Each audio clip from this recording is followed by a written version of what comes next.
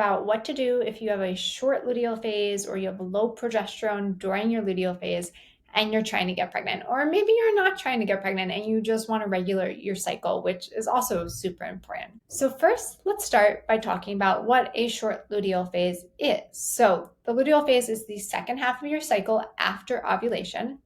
And your luteal phase ideally should be 13 to 14 days. So let's say you ovulate on day 14, your cycle should go to day 28, and then the next day you'd be getting your period. That would be a 28-day cycle. That would be the ideal. Any luteal phase that is shorter than 12 days, I would consider short and would be hard to get pregnant because your body doesn't have the energy to maintain that luteal phase to really get pregnant.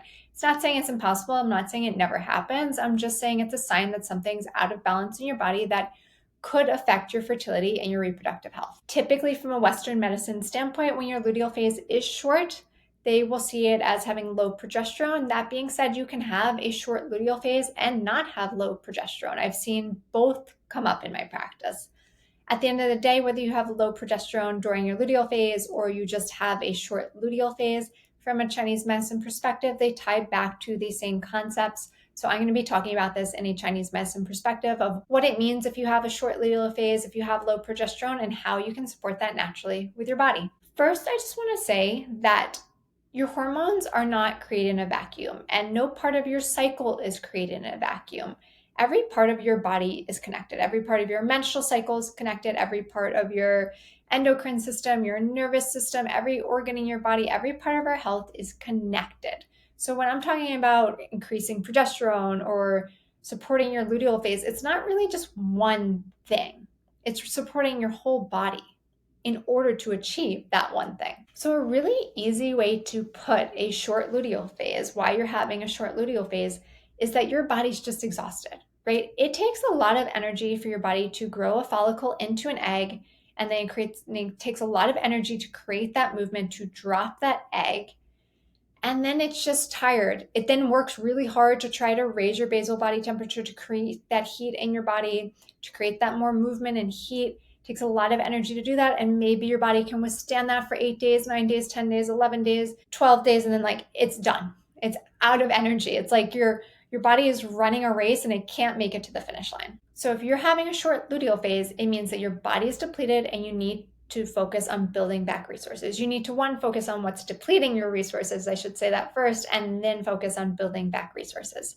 From a Chinese medicine perspective, our luteal phase can come in different ways. If you're having a short luteal phase, it could be because there's a deficiency of blood, which can sometimes show up as anemia in lab tests, but often does not. When I'm talking about blood from an Eastern medicine perspective, it's very different than Western medicine blood. Yes, blood from an Eastern medicine perspective does do all the things that Western medicine blood does, but it's much more intricate. So from an Eastern medicine perspective, you don't have enough blood to fully support the healthy functioning of your body, right?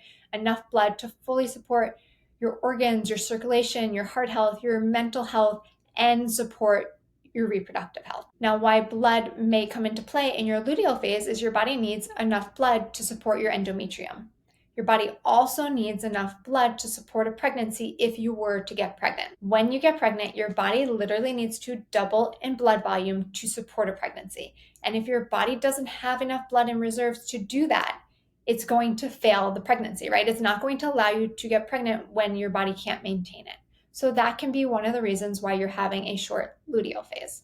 Another reason could be that your body is depleted of yin energy. In Chinese medicine, yin is thick fluids in our bodies, such as estrogen and progesterone, right? So if you're having low progesterone, you likely have a deficiency of yin in your body. Yin is also the cooling aspect of our body. So often this can show up as being someone who runs hot all the time or has night sweats, as we don't have enough yin, enough of the cooling aspect to hold down that yang, that warm energy. And when we don't have enough yin energy, again, we don't have enough yin, enough substance, enough fluid, enough thick fluid to support the endometrium after ovulation, which will end up in a short luteal phase. Another reason you might have a short luteal phase or low progesterone is you don't have enough kidney yang energy. So yin is cooling and it's thick and it's sex hormones, and yang is the opposite. Yang is warming and moving, it's energy in our body. And it's that yang energy that creates that heat to raise our basal body temperature in the second half of our cycle. So if you have a low basal body temperature, which means that your body temperature So what your body temperature should be before ovulation in your follicular phase, it should be around 97 degrees Fahrenheit. After ovulation, your temperature should rise to at least 98 degrees Fahrenheit. If your temperatures are lower than 97 in the follicular phase or higher than 98 in the luteal phase, that means your basal body temperature is low, and that's usually related to your body not having enough kidney yang energy, not having enough fire and heat in your body to raise those temperatures, which can end up in a short luteal phase. This can also go back to having a depletion of blood because blood is also a warming and moving substance in our body. Another reason you might have a short luteal phase is from a stagnation in your body, right? If there's a stagnation of blood or resources and those resources aren't able to make it to your uterus to support your endometrium after ovulation, if your body's not getting the resources it needs to your uterus because of a stagnation, that's going to end up in a short luteal phase as well, or it can end up as a short luteal phase as well. So let's talk about why these things show up in your body, why a blood deficiency, a kidney yin or yang deficiency, or stagnation may show up in your body, and most importantly, what to do about it. So let's start with blood stagnation. So when it comes to blood and kidney yin and yang energy, you first want to look at what is depleting your blood and what is depleting your kidney yin and yang energy. And that's all pretty much going to be the same thing, right? Overworking, overstressing, storing too many emotions in your body, suppressing your emotions, not feeling your feelings, all those are really depleting on our body. Suppressing our emotions is specifically depleting on our blood because we store our emotions in our blood, and our body's meant to do that to keep us safe, to support us. But when we're constantly suppressing emotions and our body needs to use up more blood to store these emotions, it's extremely depleting. Not getting enough rest is depleting on our body. Drinking too much coffee to get throughout the day, drinking coffee at all to get through the day is very depleting on your kidney energy. High intensity workouts, running, cycling, anything that's super sweaty is depleting to your energy.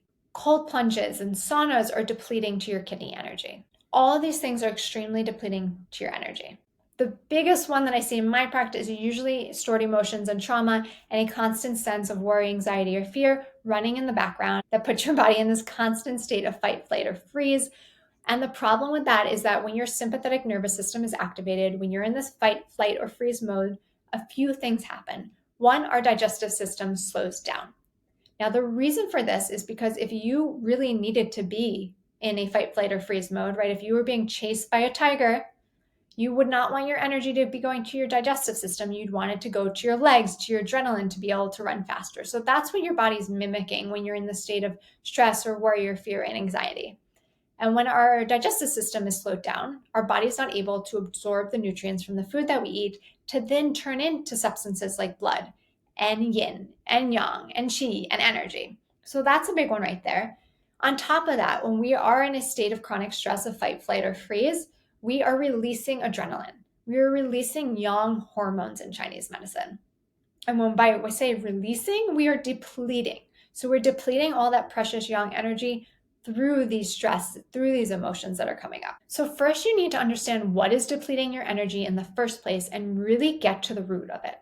You know, a lot of times women will come to me telling me they want to learn to manage their stress. And if you want to manage your stress, I am not the right person to work with because I don't believe in managing stress. I actually think managing stress can be quite dangerous and harmful to your body. Because by breathing in a way or trying to avert your attention from your stress, you're really just suppressing it further in your body. And you're allowing that stress to continue to come up. And when I say stress, it can be any emotion, fear, worry, anxiety, you know, all those fun things that feel quote unquote wonderful in our body. I'm being sarcastic, but I am in the business of helping you really resolve and transform that stress, that anxiety, that worry, that fear. Stress, worry, anxiety, and fear are never created in the present moment. They're created in our perception of the present moment, which is based largely on our past experiences, right? The way we have seen things happen and how we're expecting them to happen, or our fear of the future, our fears of something happening in the future. But these emotions are not created in the present moment. So that is a big part of my work, is helping you realize that and then figuring out where these triggers are coming from in your past or where the fear is in the future, and then really helping you to resolve it from the core by rewiring your mindset and your energy in your mind, body, and soul. So all of this to say, once you've gotten to the core of why you're depleting your blood, your kidney yin or kidney yang energy, you're then going to want to build it back through food, diet, and nutrition. Now, you absolutely need to be eating warm cooked foods because those are easier for your body to digest. And like I mentioned, if your body can't digest the food, it's not making a big enough impact. So you need to eat warm cooked foods. To build blood, you're going to want to focus things like small amounts of red meat frequently, berries, beets, cooked leafy greens, black and red lentils. Bone broth is really wonderful, especially beef bone broth and eggs. All of those are really wonderful blood building foods.